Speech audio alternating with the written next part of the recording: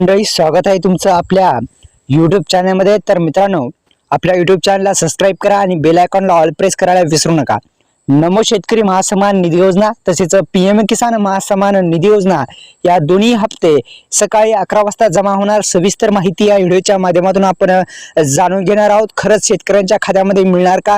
ज्या व्हायरल बातम्या होत आहेत त्याची पडताळणी या व्हिडिओच्या माध्यमातून करणार आहोत।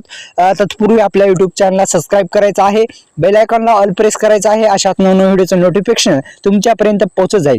तर मित्रांनो, सणासुदीचा काळ सुरू असताना 5 ऑक्टोबर 2024 रोजी शेतकऱ्यांच्या खात्यामध्ये केंद्र सरकारकडून पीएम किसान महासन्मान निधी योजनेचा हप्ता 18 हप्ता जारी करण्यात आला।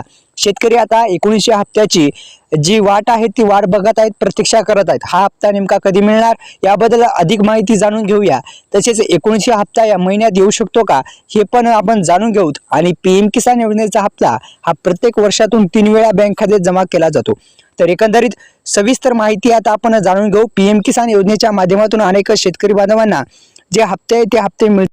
आतापर्यंत शेतकऱ्यांच्या खात्यामध्ये एकंदरीत 18 हप्ते टाकण्यात आलेले आहेत, म्हणजेच डीबीटी मार्फत एकंदरीत शेतकऱ्यांच्या खात्यामध्ये टाकण्यात आले आहेत।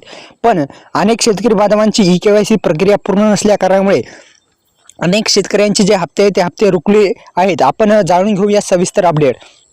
तर शेतकरी मित्रांनो, आर्थिक लाभ मिळवून देण्याकरिता पंतप्रधान किसान सन्मान निधी योजना सुरू केली।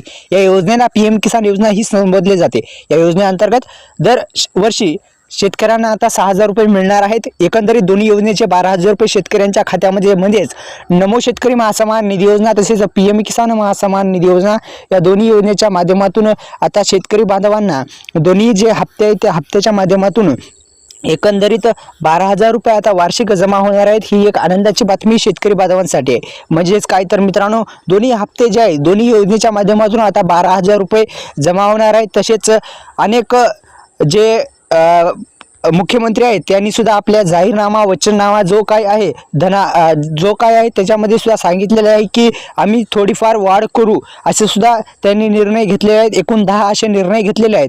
तर मित्रांनो, ई-केवायसी प्रक्रिया पूर्ण नसेल तर ई-केवायसी करून घ्या। तसेच आपल्या यूट्यूब चॅनलला सबस्क्राईब करायला विसरू नका। धन्यवाद।